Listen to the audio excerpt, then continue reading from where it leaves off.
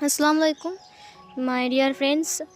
तो आज का न्यू पार्ट लेकर आ चुकी हूँ, you are mind forever. तो चलिए आज के न्यू पार्ट को स्टार्ट करते हैं। उस पार्ट में हमने देखा था कि वांग जी बहुत रो रहा था और सुसे उसे देखकर बहुत ज़्यादा अपसेट था। उसे लगा शायद विंग के साथ उसका कोई झगड़ा हुआ है, तो फिर वो बहुत ज़्यादा अपसेट था वांग जी के लिए। सीन कट होती है यहाँ पर और इधर वांग जी अपने घर आ गया था। वांग जी बहुत खोया खोया सा था और बहुत अपसेट था इसको लेकर कि वो बेबी को बट नहीं दे सकता है, इसीलिए वो बहुत ज़्यादा ही अपसेट था। और विंग उसे देखकर उसे डाउट फील हो रहा था कि असल में ये वांग जी को वाक क्या है, वो इतना अपसेट क्यों रहता है। जो इंसान इतना हंसता है, इतना खेलता है, कूदता है, दूसरों को तंग करता है, वो इंसान अचानक इतना चुप क्यों हो गया है। उस इंसान को अचानक हो क्या गया है। वो इंसान बात ही नहीं कर रहा है, ना ही हंस रहा है, ना ही खेल रहा है, ना ही कूद रहा है और ना ही किसी को तंग कर रहा है। यहाँ तक कि वो विंग के साथ झगड़ा भी नहीं कर रहा है। वो अपने रूम में आया ये सब कुछ सोचते सोचते। उसके बाद जब वो रूम में आ गया तब उसने देखा कि वांग जी बहुत अपसेट होकर बैल्कनी में खड़ा है। विंग उसके पास गया। उसने कहा, क्या हुआ है लंजा, तुम इतने अपसेट क्यों हो और इतने खोया खोया सा क्यों हो। ये सुनकर उसने कहा, अब नहीं, कुछ नहीं है, कुछ नहीं हुआ है, मैं बिल्कुल ठीक हूँ। इधर विंग ने कहा, नहीं तुम ठीक नहीं हो, तुम मुझसे हमेशा बात करते हो, तुम मुझसे हमेशा तंग करते हो, बट अभी तुम मुझे कुछ नहीं कर रहे हो। क्या हुआ है, क्या हुआ है लंजा, तुम ठीक तो हो ना। लान वांग जी ने कहा, हाँ मैं बिल्कुल ठीक हूँ, मुझे क्या हुआ है, मुझे कुछ नहीं हुआ है। फिर लान वांग जी वहाँ से जाने लगता है। तुरंत लान वांग जी का सिर चकरा गया। उसने कहा, उसने अपने सिर को पकड़ लिया। तुरंत विंग ने उसे पकड़ते हुए कहा, तुम ठीक तो हो ना लंजा। लान वांग जी ने कहा, हाँ मैं ठीक हूँ। उसने विंग को छोड़ दिया। उसके बाद वो जाकर बाथरूम में फ्रेश होने के लिए चला गया। विंग ने कहा, इसे क्या हो गया है, ये आजकल ऐसा बिहेव क्यों कर रहा है और ना ही मुझसे अच्छे से बात कर रहा है, इसे हुआ क्या है। गॉड, पता नहीं इसे क्या होता है, एक बार में पागल होता है, एक बार में ठीक होता है। हाँ, वांग जी बाहर आता है।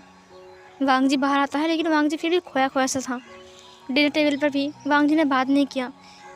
डिनर टेबल पर जहाँ पर हमेशा वांग जी बात करता है, सबको हंसाता है, जहाँ की विंग चुप रहता है, वहाँ पर आज वांग जी चुप है। विंग बात तो कर रहा था बट थोड़ा थोड़ा, बट वांग जी बिल्कुल चुप था, साइलेंट। वांग जी को क्या हुआ है, वो एक रोबोट बन गया है, बस काम कर रहा है, खाना खा रहा है, लेकिन अच्छे से बात भी नहीं कर रहा है। जो पूछो उसका जवाब देता है बस, और कुछ नहीं। इसे हुआ क्या है, एक बोलने वाला इंसान अचानक चुप हो जाए ना तो पूरा मज़ा ही ख़राब होता है। ऐसा लगता है कि उस घर के सारे इंसान मर चुके हैं। जो इंसान घर को ज़िंदा रखता है वो इंसान चुप है, बट क्यों, किस लिए, किस कारण, विंग को समझ में नहीं आ रहा था। ऐसे करते करते 2-3 दिन बीत गए थे। फिर से वांग जी के ऊपर अटैक होता है, लेकिन इस बार वांग जी के साथ सू यांग खुद था और उसका बॉडीगार्ड भी था, क्योंकि सू यांग वांग जी को लाने गया था कॉलेज में और उसी टाइम ही उनके ऊपर अटैक होता है। बट सू यांग ने उसे प्रोटेक्ट किया और काफ़ी सारे लोग उसमें घायल हो गए और विंग के एक आदमी बुरी तरीके से घायल था और वो नर्सिंग होम पर था एडमिट। विंग उसे देखने के लिए गया था और उसे कुछ पैसे भी दिया और उसकी फैमिली को भी, क्योंकि उसके पैर पर गोली लगी थी। और उसके बाद विंग घर आया था। जब विंग घर आया तब उसने देखा कि वांग जी बहुत ज़्यादा उल्टी कर रहा है और बाहर सब लोग खड़े हैं। मैडम, वी ने कहा, विंग तुम आ गए। विंग ने कहा, क्या हुआ है लंजा, उसे क्या हुआ है। फिर मिसेस वी ने कहा, वो वांग जी ने पता नहीं उसने क्या खा लिया, उसको उल्टी आ रही है। फिर ये सुनकर विंग ने कहा, ओ मैं देखता हूँ। विंग बाथरूम के अंदर चला गया जहाँ पर वांग जी उल्टी कर रहा था बहुत ज़्यादा। उसे कहा, वांग जी तुम ठीक तो हो ना। वांग जी ने कहा, वो मैंने मछली खा लिया। ये सुनकर विंग ने कहा, मछली खा लिया। फिर वांग जी ने कहा, वो कांटा मेरे गले में फंस गया है। विंग ने कहा, ओह तुम ठीक तो हो ना। और फिर वो उसकी पीठ को अच्छे से रब करता है और वांग जी बहुत टाइम तक उल्टी करता है। वांग जी बहुत थक चुका था। याली ने कहा, मैं तुम्हारे लिए गर्म पानी लेकर आता हूँ, उसे पीने से कांटा निकल जाएगा। उसके बाद वो उसके लिए गर्म पानी लेकर आता है। और इधर जियांग चंग ने कहा, क्या हम डॉक्टर को बुलाएं। वांग जी ने कहा, नहीं, कोई ज़रूरत नहीं है, वो निकल जाएगा। ली ने उसे पानी दिया और वो पी भी लिया। चैंग ने कहा, बट डॉक्टर। फिर वांग जी ने कहा, मैंने कहा ना कोई ज़रूरत नहीं है। वेंग ने कहा, ठीक है, देखते हैं, अगर ना निकले तो मैं तुम्हें लेकर जाऊंगा, ठीक है? वांग जी ने कहा। उसके बाद उसने पानी पी लिया और वांग जी सोने के लिए चला गया। बट वांग जी को नींद नहीं आ रही थी। वांग जी कभी इधर कभी उधर घूम रहा था। वेंग ने कहा, तुम्हारी तबीयत कैसी है लंजा? लान वांग जी ने कहा, मैं ठीक हूँ। फिर वो घूम गया इधर। वेंग ने कहा, पता नहीं इसे क्या हुआ है, ये अचानक से ऐसे बिहेव क्यों कर रहा है, और ऊपर से इसकी उल्टी हो रही है, गले में कांटा चुभ गया। तबीयत ठीक तो है ना इसकी? हाँ। उसने वांग जी को देखा। थोड़ी देर बाद वांग जी सो गया था। विंग वांग जी के बालों को सहलाते हुए कहा, लंजा, क्या तुम बहुत ज़्यादा अपसेट हो? तुम्हारे अंदर में कोई बात चल रही है? तुम मुझसे शेयर क्यों नहीं करती लंजा? कुछ हुआ है तो मुझे बताओ, मैं तुम्हारा हस्बैंड हूँ।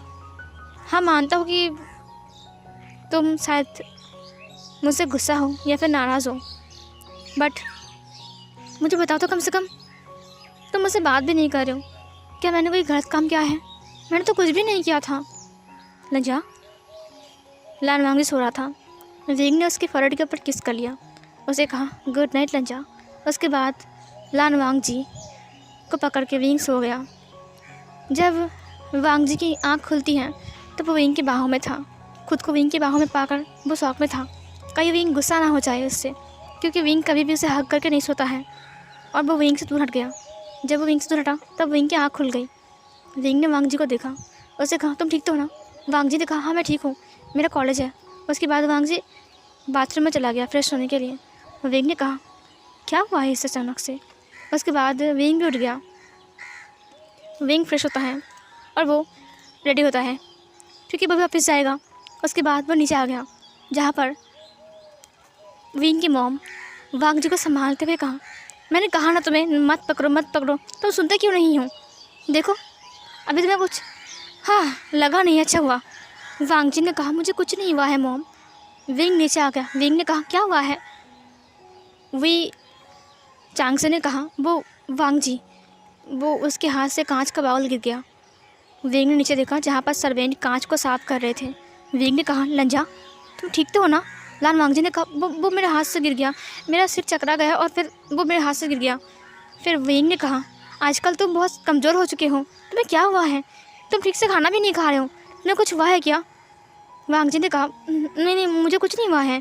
इधर वियाल जी ने कहा, नहीं नहीं कुछ हुआ है।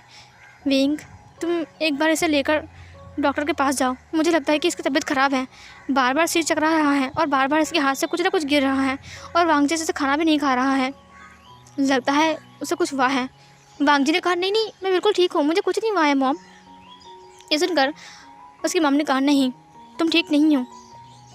हाँ, अच्छा हुआ कि कांच पे तुम्हारा पैर नहीं गिर गया, वरना क्या होता। बैठो यहाँ पर। और फिर वांग जी बैठ गया। वेंग ने कहा, तुम कॉलेज नहीं जाओगे? वांग जी ने कहा, बट मैं क्यों नहीं जाऊँगा? वेंग ने कहा, क्योंकि तुम्हारी तबीयत ख़राब है, तुम्हारी सिर चकरा रहा है, तुम अच्छे से खाना भी नहीं खा रहे हो, तुम कितने कमज़ोर हो चुके हो।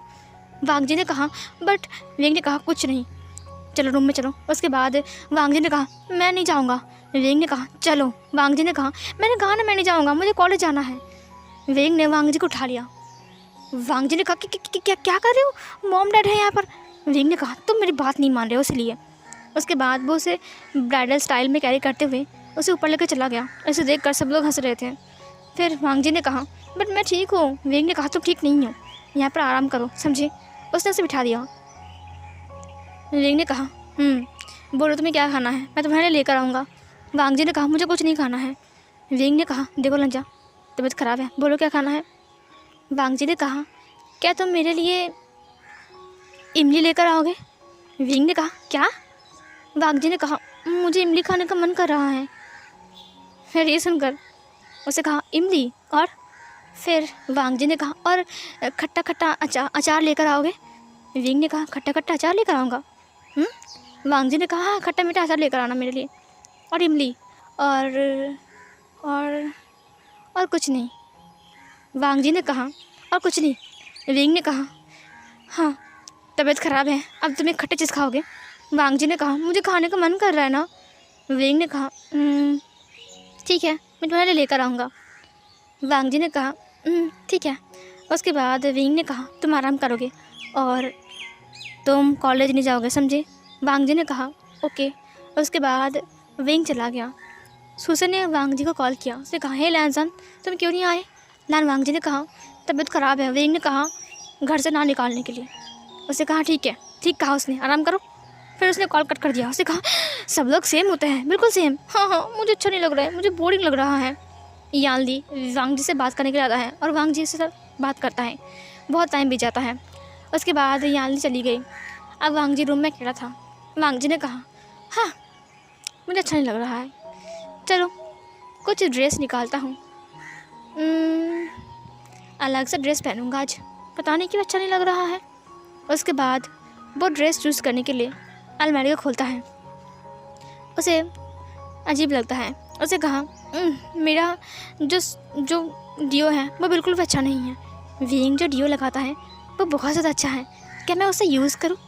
हाँ। उसके बाद वांग जी विंग की जो अलमारी है वहाँ पर गया और उसने ओपन किया। उसे कहा विंग का डियो कहाँ है? विंग का डियो कहाँ है? विंग का डियो कहाँ है? कहाँ है विंग का डियो? ढूंढते ढूंढते उसे एक पेपर मिलता है और उसने उसको खींच दिया और खींचते ही दो चीज़ नीचे गिर गया जो पेपर के ऊपर रखा हुआ था, एक फ़ोटो फ्रेम और उसके साथ एक मार्क्स। वांग जी ने कहा ये क्या है? फ़ोटो और ये मार्क्स। उसके बाद उसने फ़ोटो को देखा। वो एक लड़की थी। वो लड़की बहुत ज़्यादा खूबसूरत थी, बहुत ब्यूटीफुल, और देखने में लग रहा था वो स्कूल में पढ़ती है क्योंकि उसने यूनिफॉर्म पहना हुआ था स्कूल की और उसकी उम्र शायद 14 या 15 साल होगा। और वो लड़की मुस्कुरा रही थी बहुत प्यारा सा दिल बनाकर अपने हाथों से, और उसने अपनी बालों को 2 चोटी बनाया था और 2 चोटी को अपनी सिर के ऊपर राउंड राउंड लगाया था और उसे देखने में बहुत ज़्यादा क्यूट लग रहा था। वांग जी ने कहा ये लड़की कौन है? उसके बाद उसने उस पेपर को देखा जहाँ पर कुछ लिखा हुआ था और खून के बूंदें थी। वांग जी ने कहा क्या ये खून है? ये लाल कलर के, क्या ये खून है? वहाँ पर लिखा हुआ था 17 मार्च। ये देखकर वांग जी ने कहा 17 मार्च? 17 मार्च का मतलब क्या है? और ये लड़की कौन है? उसके बाद उसने उस मार्क्स को देखा जो मार्क्स नीचे गिर गया। जब वांग जी ने उस मार्क्स को देखा तब उसके हाथ से वो फोटो, वो कागज और वो मार्क्स गिर गया। उसने कहा "ये क्या?" उसने फिर से उस मार्क्स को देखा, हाथ से उठाकर कपकपाते हुए। उस मार्क्स के ऊपर एक बनी था जो कि बहुत डरावना था और वहाँ पर लिखा हुआ था स्कैरी बनी, द स्कैरी बनी। वांग जी ने कहा स्कैरी बने, स्कैरी बने, ये नाम तो उस माफिया का है ना जिसने अभी तक अपना फेस रिवील नहीं किया है। ये मार्क्स तो मैंने सुना है कि वो एक मार्क्स पहनता है। क्या ये वही मार्क्स है? अगर ये वही मार्क्स है तो ये विंग के अलमारी में क्या कर रहा है? उसने बहुत डरते हुए उस फोटो को देखा। उसने कहा हाँ, आखिर ये लड़की क्या है? 17 मार्च, इसका मतलब क्या है? ये खून के बूंदे और ये मार्क्स, ये विंग के पास क्या कर रहा है? उसके बाद वांग जी विंग की अलमारी को और ढूंढता है और उसे वहाँ से एक छोटा सा पेन ड्राइव मिलता है। उसे कहा ये पेन ड्राइव। उसके बाद उसने फ़ोटो को, कागज़ को और मार्क्स को अच्छे से रख दिया। उसके बाद वो बैठ गया। तब शाम के 6 बज रहे थे। वांग जी ने कहा ये पेन ड्राइव। उसके बाद उसने उसे लैपटॉप में लगाया और फिर उसे ऑन किया और फिर उसे देखा अच्छे से। उस पेन ड्राइव में उसी लड़की की बहुत सारी फ़ोटो थी। वांग जी ने कहा आखिर ये लड़की है कौन और इसकी फ़ोटोज़ इस पेन ड्राइव में क्या कर रहा है और विंग के पास क्या कर रहा है? क्या विंग इस लड़की को जानता है? ये लड़की है कौन? उसके बाद वांग जी ने और देखा। उसे देखा कि कुछ इंसानों की फ़ोटोज़ भी वहाँ पर हैं और 2 इंसानों की फेस पर लाल मार्क बना हुआ है और कुछ इंसानों के फेस पर अभी तक नहीं बना है। वांग जी ने कहा ये सब कुछ क्या है, मुझे समझ में नहीं आ रहा है। उसके बाद वांग जी ने और ढूंढा। उसे एक रिकॉर्डिंग मिला उसे कहा ये रिकॉर्डिंग किसकी है।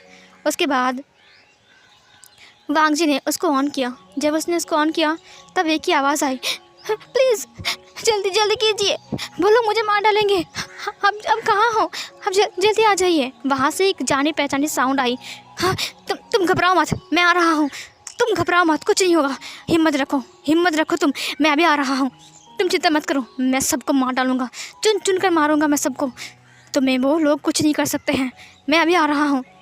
उसने कहा मैं हाई स्कूल के पास हूँ, हाई स्कूल के पास जो पुराना दुकान है ना, जहाँ पर कोई नहीं रहता है, वो बेसमेंट, मैं वहाँ पर हूँ, जल्दी आ जाइए, मैं स्कूल से घर नहीं जा पाई आज, वो लोग मुझे मार डालेंगे, उन लोगों के पास गन है यहाँ पर। उसने कहा, मैंने कहा ना हिम्मत मत हारो, चुप रहो, मैं भी जा रहा हूँ, आवाज़ मत करना प्लीज़, मैं आ रहा हूँ, हाँ मैं आ रहा हूँ।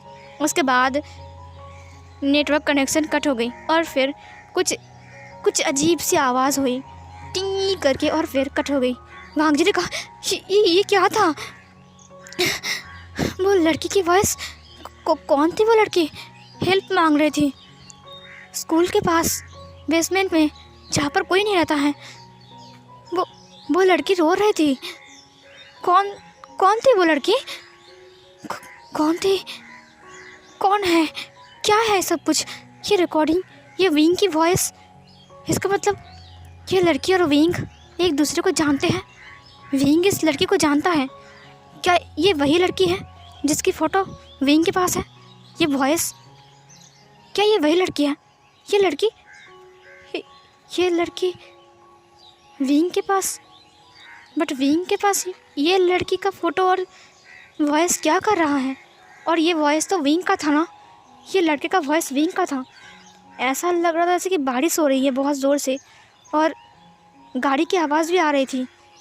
क्या विंग ड्राइव कर रहा था और वो लड़की जहाँ पर थी वहाँ से बारिश की साउंड आ रही थी? बट ये क्या था? मुझे समझ में नहीं आ रहा है। मैं क्या करूँ? मेरे तो हाथ पर कँपा रहे हैं। उसके बाद वांग जी ने उस पेन ड्राइव को निकाल दिया। उसने कहा, और क्या है इस अलमारी में? विंग ने क्या छिपाया है? स्कैरी बनी के साथ विंग का क्या रिश्ता है? उसका मास्क उसके पास क्या कर रहा है? ये लड़की की वॉइस और ये लड़की की फ़ोटो क्या कर रही है? आखिर विंग कर क्या रहा है? उसने उस पेन ड्राइव को रख दिया। उसके बाद वो अच्छे से विंग के अलमारी को ढूंढ रहा था कुछ ना कुछ मिलने के लिए। तुरंत एक वॉइस आई, लंजा। तुरंत वांग जी रुक गया और उसके हाथ से एक किताब गिर गया। उसके बाद विंग ने कहा, तुम क्या कर रहे हो वहाँ पर? वांग जी ने तुरंत उस दरवाजे को बंद कर दिया और विंग ने लाइट्स को ऑन कर लिया। और फिर वांग जी ने किताब को उठाते हुए कहा, hi good evening wing. Wing ने कहा, तुम अलमारी के पास क्या कर रहे थे? वांग जी ने कहा, वो एक किताब, किताब यहाँ पर गिरी हुई थी।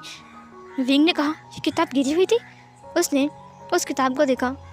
वो एक किताब था कहानियों का, फेरी टेल्स। विंग ने कहा, तुम्हें ये किताब कहाँ से मिली? और उसने उसके हाथ से छीन लिया। उसने कहा, तुम्हारी हिम्मत कैसे हुई इसे हाथ लगाने की? विंग ने वांग जी को देखा बहुत ही गुस्से में।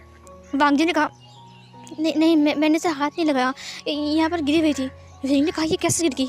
उसके बाद उसने उस किताब को रखते हुए कहा, तुम इसे हाथ नहीं लगाओगे, समझे?